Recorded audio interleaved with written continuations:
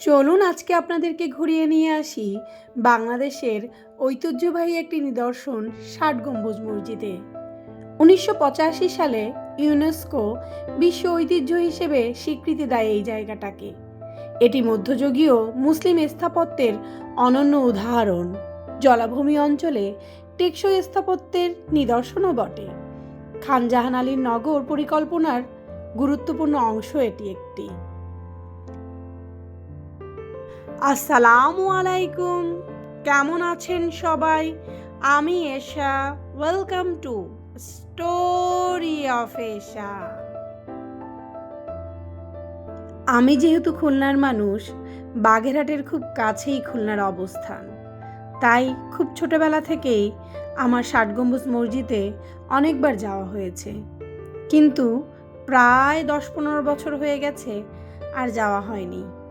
এবার খুলনায় ঘুরতে এসে বাবা মা ভাই বোন সবাই মিলে তাই বেরিয়ে পড়লাম ষাট গম্বুজ মসজিদ দেখতে। কারণ আগের থেকেও নাকি এখন খুব সুন্দরভাবে সেই জায়গাটাকে মেনটেন করা হয়। তাই সকাল সকালই ফুল ফ্যামিলি মিলে রওনা দিয়ে দিলাম।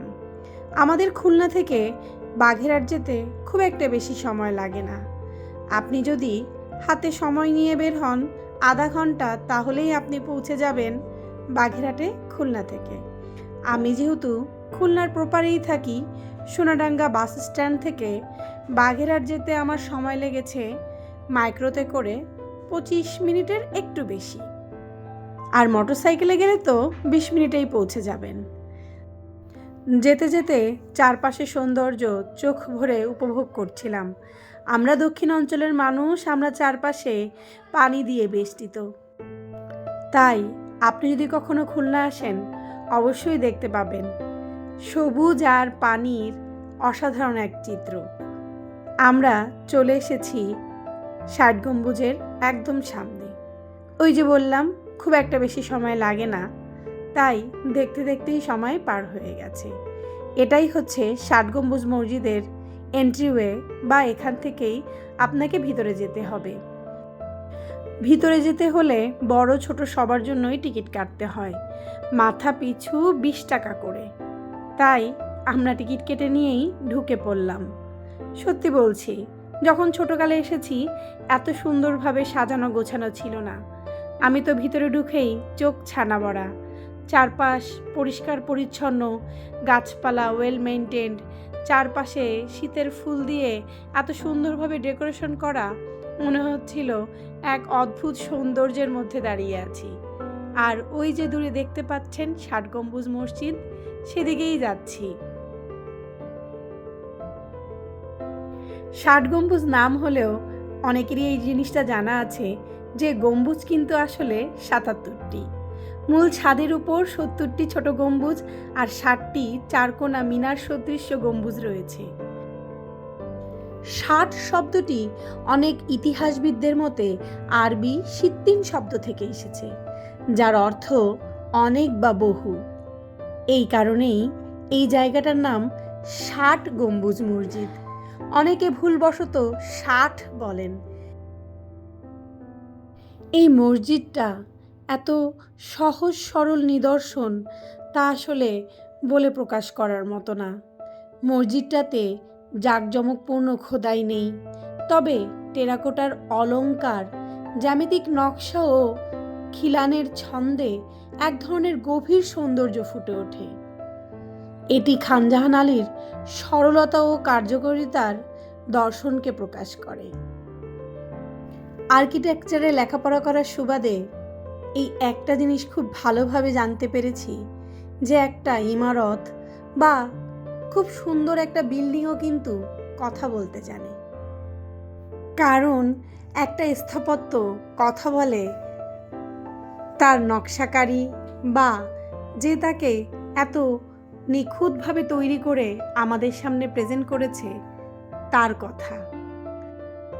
শতাব্দী পেরিয়ে এখানে এখনও নামাজ আদায় হয়। আমরা যখন ঢুকছিলাম তখন জোহরের নামাজের আজান দিচ্ছিল। সবাই বেশ ব্যস্ত হয়ে পড়েছিল নামাজ আদায় করার জন্য, এবং একজন মাইকে বারবার বলছিলেন এখানে শালীনতার সাথে চলাফেরা করতে। এই জায়গাটাকে অনেকে এতটাই পবিত্র মনে করেন, এখানে কিন্তু বিভিন্ন ধর্মের বিভিন্ন মানুষ আসেন তাদের মনোকামনা পূরণ করবে এই আশায়। এত বড় জায়গা আপনি গেলে অবাক হয়ে যাবেন, কিন্তু একদম পরিষ্কার পরিচ্ছন্ন। তার কারণ এখানকার দেখভালকারীরা, তারা সারাক্ষণ অন্যকে সবসময় অ্যাওয়ার করতে ব্যস্ত যে কোনোভাবেই মসজিদ প্রাঙ্গণ এলাকা আপনি ময়লা করবেন না। এবং যারা আসেন তারা, আমার কাছে মনে হয়, এর সৌন্দর্য দেখে বারবারই অভিভূত হয় এবং বলে, আসলেই তো এই জায়গাটা নোংরা করা কি চলে? এত সুন্দর সৌন্দর্য দু চোখে না দেখলে বোঝা যাবে না। জানি আমার ভিডিওতে আমি ওভাবে দেখাতে পারিনি, কারণ বাচ্চাদেরকে নিয়ে এসেছি, তবে আমি যা উপলব্ধি করেছি বা যা দেখেছি সবটুকুই আপনাদের সাথে শেয়ার করছি। এই ৬০ গম্বুজ এরিয়ার মধ্যেই আছে বাঘেরহাট জাদুঘর। এখানে বিভিন্ন ধরনের জিনিস রাখা আছে, অনেক পুরানো দিনের। বিশেষ করে বাঘেরহাট কিন্তু মাটির জিনিস তৈরির জন্য বেশ নামকরা। এখানে বিভিন্ন ধরনের পুরানো বললে ভুল হবে, বহু বহু বছর আগের বিভিন্ন মাটির নিদর্শন রাখা আছে। এই জায়গাটা যে শুধু ভ্রমণ পিপাসু মানুষদের জন্য তা কিন্তু নয়, আশেপাশের বিভিন্ন জায়গা থেকে এখানে স্কুল কলেজের ছাত্রছাত্রীরা আসে ৬০ গম্বুজ মসজিদকে নিজের চোখে দেখতে।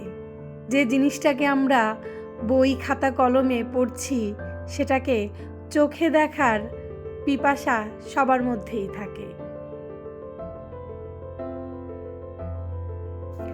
এই জাদুঘরে মূলত খানজাহান আলী সময়ের যেসব মাটির জিনিসপত্র ব্যবহার করা হয়েছে বা সেই সময়ের ঐতিহ্যবাহী যেসব মাটির টেরাকোটার কাজ ছিল, সেগুলোই এখানে সংরক্ষণ করা হয়েছে। দেখলে অভিভূতই হতে হয়। এত এত আগে হাতে তৈরি মাটির এসব জিনিস এত নিখুঁতভাবে করা, সত্যি দু চোখ ভরে দেখছিলাম। আর সাথে ছিল আমার ছেলে, ও তো খুব উপভোগ করলো। আমরা ওখান থেকে বের হয়ে চলে এসেছি খানজাহান আলী দিঘিতে।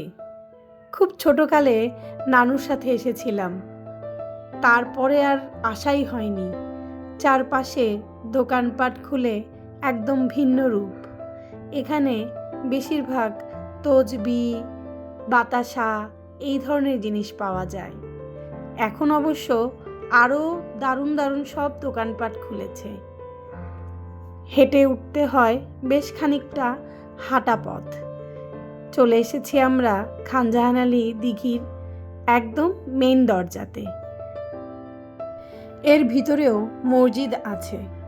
আমি যখন ছোটকালে এসেছিলাম তখন দেখতাম অনেকেই এই দিঘির পানিতে গোসল করত। তারা মনে করত বা বিশ্বাস করত এই দিঘির পানি এতটাই পবিত্র যে এই পানি দিয়ে গোসল করলে অথবা এখানে এসে কোনো মানত করলে তা অবশ্যই পূরণ হবে। এই দিঘি নিয়ে অনেক কল্পকথা আছে। আমার নানুর কাছে শুনেছি এই দিঘি নাকি এক রাতে খনন করা হয়েছিল। এই দিঘির নাকি একদম মাঝ বরাবর পানির নিচে আর একটা মসজিদ আছে, আর সেই মসজিদটাকে সংরক্ষণ করার জন্যই নাকি এখানে কুমির ছাড়া হয়। আমি যখন ছোটকালে এসেছি তখন এখানে দুটো কুমির ছিল, সবাই এর নাম জানে, ধলা পাহাড় আর কালা পাহাড়। তারা নাকি মারা গেছে, নতুন আবার কুমির ছাড়া হয়েছে, তবে তাদের খুব একটা বেশি দেখা মেলে না। এখানে অবশ্য এখন প্রচুর মাছ চাষ করা হয়। এই মাছদেরই মানত করে অনেকে খাবার খেতে দেয়। এর জন্য মাছগুলো একদম দিঘির সিঁড়ির কাছে এসে জড়ো হয়ে থাকে খাবার খাওয়ার আশায়। ভিডিওটা দেখতে দেখতে যারা এই পর্যায়ে চলে এসেছেন তাদের কাছে একটা রিকোয়েস্ট, ভিডিওটা ভালো লাগলে অবশ্যই একটা লাইক, কমেন্ট এবং সাবস্ক্রাইবার করতে ভুলবেন না। আশা করি এই ভিডিওটা থেকে আপনারা ৬০ গম্বুজ মসজিদ সম্পর্কে ছোটোখাটো হলেও একটা ধারণা পেয়েছেন। যারা খুলনা বা বাঘেরহাট বেড়াতে আসার কথা ভাবছেন অবশ্যই ষাট গম্বুজ এবং খানজান আলী মাজার ঘুরে যাবেন।